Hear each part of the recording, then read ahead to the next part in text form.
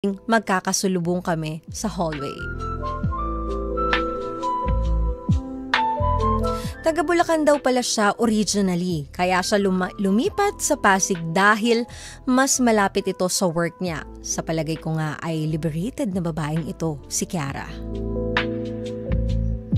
Madalas kasi itong lumabas sa kanyang unit na walang suot na panloob, kaya hindi ko maiwasan ang hindi mapatingin sa kanyang dibdib. Buti na nga lang at hindi ako nahuhuling nakatingin.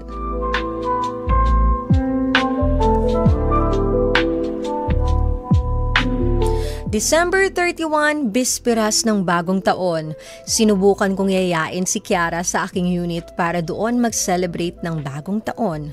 Pumayag naman si Kiara at nagdala din siya ng pagkain.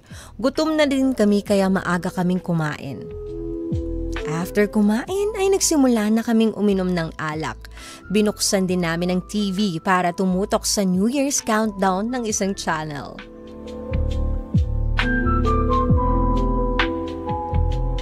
Mag-alas 12 na din noon, DJ Main. Ilang minuto na lang ay bagong taon na.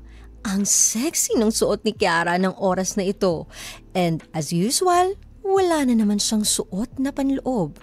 Hindi ko maiwasan na hindi ako mapatingin sa dibdib niya, DJ Main. At dahil sa medyo napadami na din kami nang nainom, ay nahuli niya akong nakatingin dito. Napangiti ako sa hiya. Internally, medyo kinabahan ako kasi akala ko ay magagalit siya. Nagulat ako, DJ Main, nang bigla siyang lumapit sa akin at bumulong na, "Happy New Year, neighbor."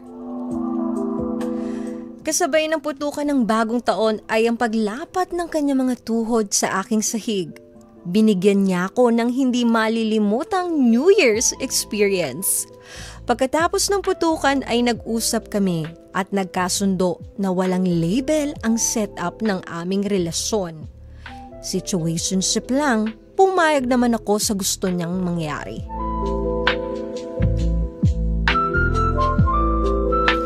Ito po ang aking katanungan, DJ May. Dapat ko bang seryosohin si Kiara despite sa nangyari sa amin noong bagong taon? Ano pong masasabi nyo sa situationship namin? Medyo nagkakaedad na din kasi ako at gusto ko ng seryosong relasyon. I need your advice, DJ Main, please. From Francis of Cainta.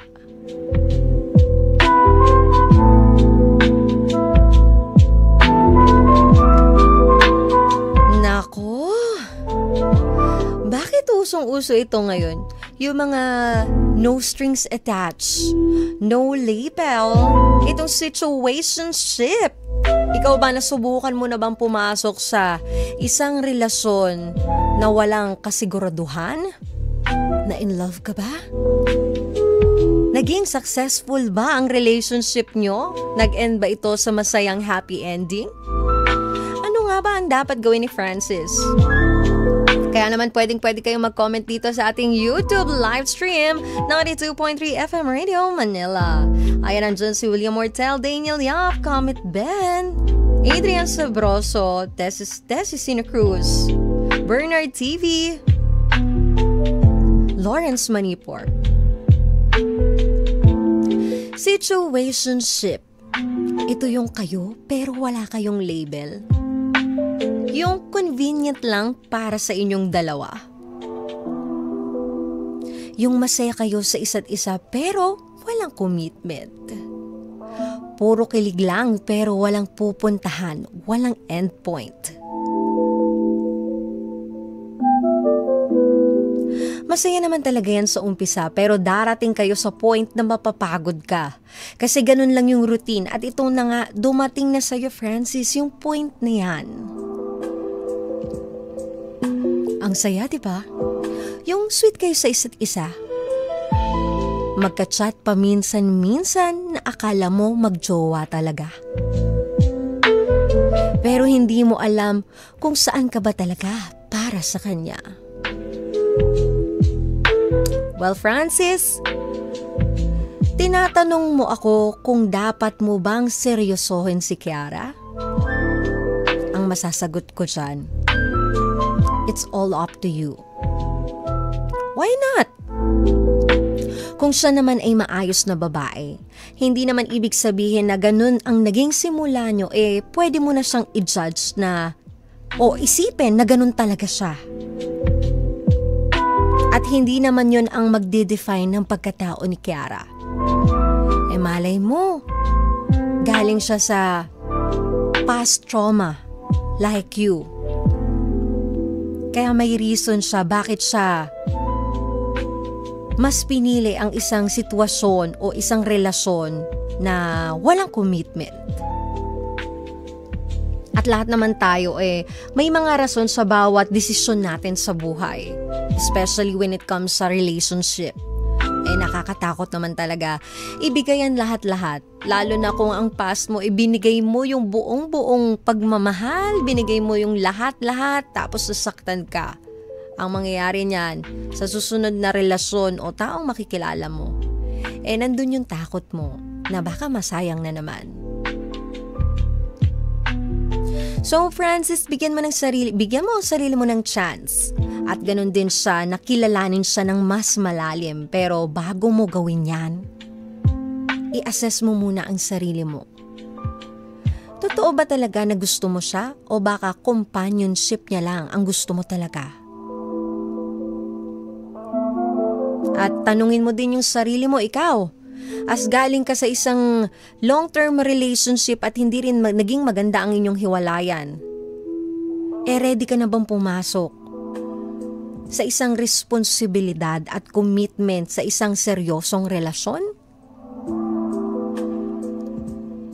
Then kung sure ka sa sagot, go! Gawin mo yung tamang dapat na gawin para mas makilala mo itong babaeng ito.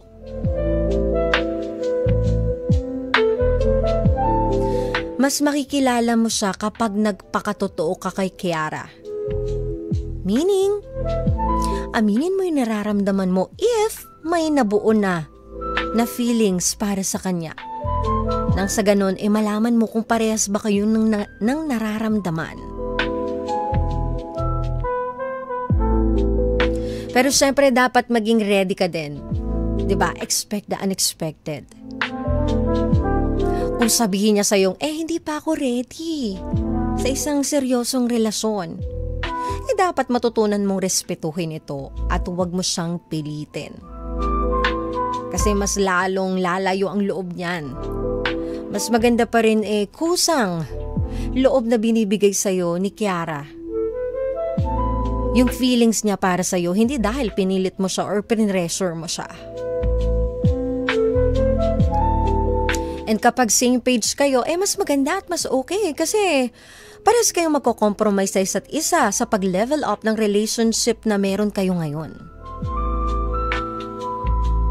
At tandaan mo Francis kami mga babae, hindi porkit may nangyari sa inyo, hindi porkit may nangyari sa inyo at nakuha mo siya ng ganun kadali, ganun din siya sa mga ibang lalaki. Kasi kami mga babae, bumibigay kami sa isang lalaki lang na gustong-gusto namin. Unlike kayo mga lalaki, kaya niyong bumigay sa mga iba't ibang babae kahit walang feelings kayo. So for me, kung i-judge ko itong si Kiara, kung i-assess ko siya ngayon, base sa letter mo, I think gusto ka niya.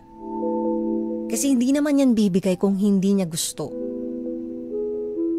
Hindi kami katulad ng lalaki na kaya ibigay o isurrender yung dapat isurrender kahit walang feelings dahil lang sa lust.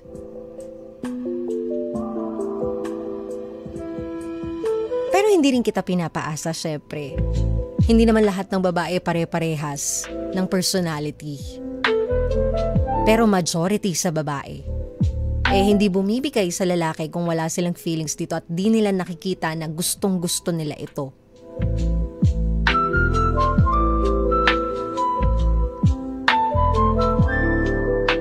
Sabi nga ni Daniel Yap dito, kung totoo naman ang nararamdaman niya kay Kiara, then go for it. Pero take things slow muna para may chance na makilala ni Francis si Kiara. Well, totoo naman yan. Mas masarap hindi mo minamadali. Nang sa ganon, mas ma-enjoy mo yung meron kayo. Diba? Huwag mo munang tingnan yung ahead. Dito ka muna, enjoy mo muna yung meron kayo. Nang sa ganon, na-cherish mo. Sabi naman ni Cometh Ben, mahirap pag nagsimula sa situationship. Well, mahirap nga naman talaga. Pero hindi naman lahat nauuwi sa masasakit. Meron pa rin dyan na nagsimula sa isang situationship, nag-end ng happy ending. Kumbaga, naging stepping stone lang nila yon bago sila mag-level up sa isang relasyon. At kung okay naman yung dynamics nyo, yung chemistry ninyo, at kayo ay nagkakatugma, even na kayo ay magkakaiba ng perspective sa lahat ng bagay, pero nagmi-meet halfway kayo, talaga namang maganda yan, i-level up, diba?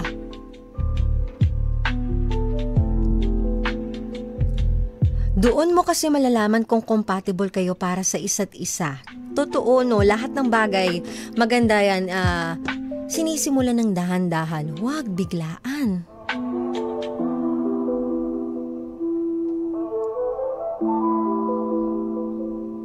And Francis, tandaan mo, nagsimula kayo sa kakaibang relasyon na nangyari sa inyo.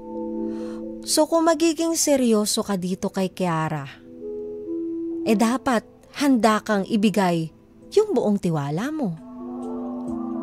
Hindi naman porket sabi ko nga nakuha mo siya ng ganun kadali, ganun na siyang klaseng babae. Kaya dapat willing kang ibigay ang 100% na trust mo nang sa ganun iwas toxic at sumbatan o pag-overthink sa relationship ninyo. Kasi kadalasan sa mga situationship na nag-level up to relationship, ang nangyayari, nagkakaroon ng katoksikan, nagkakasumbatan, nawawala yung trust, isusumbat na yan na, siguro ang dami mong kinikita, no? Sa akin nga nagawa mo yun eh, what if pa sa iba? So alisin mo dapat sa mindset mo yan. Kung gusto mo ng healthy relationship. At ikaw din ang gagawa niyan, Francis. At kung nakikita mo naman ni si Kiara pang long term, worth it ipaglaban yan. Kesa mag-regret ka in the future kasi hindi mo sinubukan. Hindi mo binigyan yung sarili mo ng chance at ganun din siya. Kung hindi man kayo mag-end o hindi kayo para sa isa't isa, lesson learned. Pero malay mo nga, di ba? Mag-match kayo. At sana yung talagang pangmatagalan at panghabang buhay mo.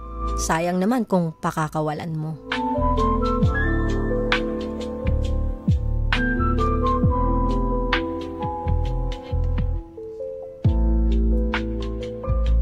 Sabi ni Comet Ben, it really depends on the girl. It's hard to assess just from the short story given. Some girls do have feelings and some girls are heartbreakers. Excuse me kayo ang heartbreakers.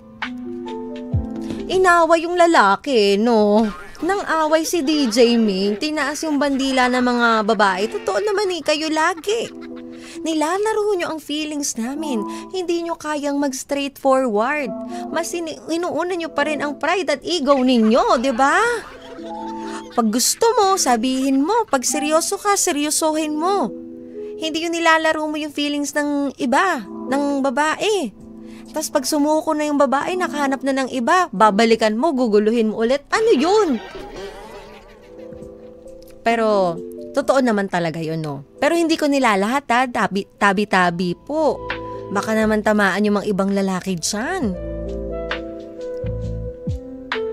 Sabi ni Boss Noy, kung tunay at tapat ang nararamdaman mo, ayos yan, sabihin mo sa kanya, pero dapat handa ka kung anuman ang sasabihin niya. Sabi nga, proceed with caution. Sabi naman ni William Mortel, dapat nga friends muna sila bago maging lovers kung magiging sila talaga. William Mortel, sabi ni Francis, kakachat niya lang, huwag ka dong pala desisyon, ha? Oo.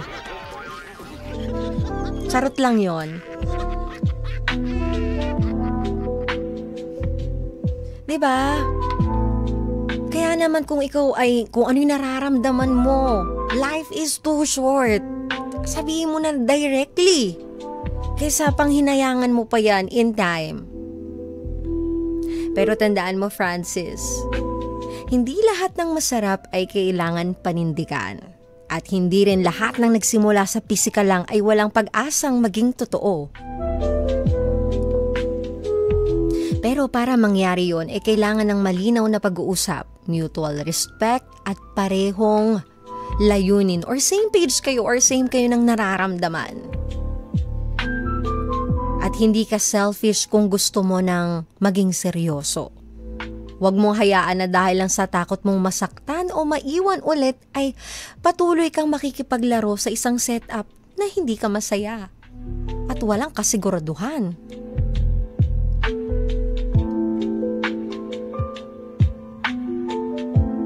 Hindi sukatan ng pagmamahal ang matinding atraksyon. Ang tunay na relasyon binubuo ng tiwala, respeto at mutual desire to grow together.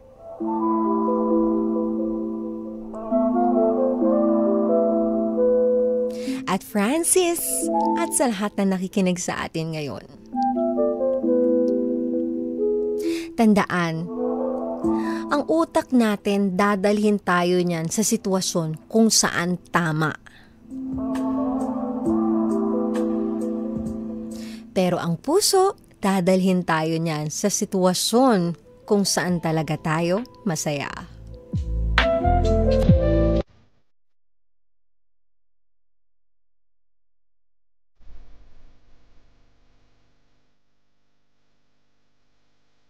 Sundin mo kung anong nasa puso mo.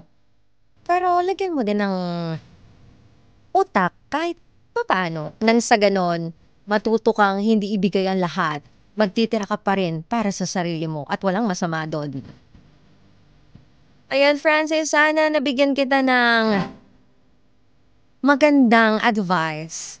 Sana napalakas ko ang loob mo para aminin yung nararamdaman mo at para maging totoo. Piliin mo kung saan ka masaya. At sa lahat ng ka-vibes natin at baby ko, kung may gusto kang i-confess kay DJ Main, ipadala nyo na yan sa ating Facebook page, 92.3 FM Radio Manila. Or hindi naman kaya sa ating Viber, 0954-406-1967.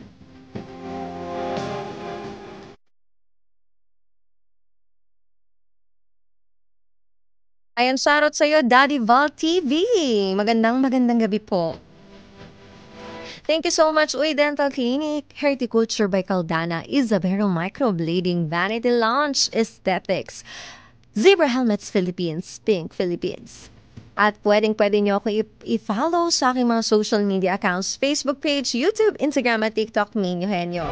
At sa aking isang Facebook page, DJ May 92.3. At syempre dito sa favorite ninyo, Facebook page, YouTube, Instagram at TikTok, pare-parehas na 92.3 FM Radio Manila. At samahan niyo ulit ako bukas ng gabi for another main confession.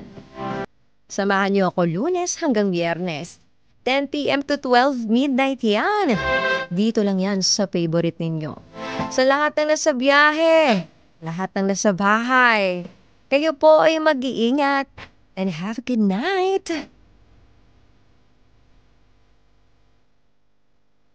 Magkarinigan tayo ulit bukas dito sa 92.3 FM Radio Manila, your favorite music radio, ka-vibes. Kasama ang baby mo sa radyo, ang nag-iisang DJ Main for the main event, na nagsasabi na, worth it na ang pagpupuyat mo. Dahil meron nang magsasabi sa'yo ng, good night, baby. I love you.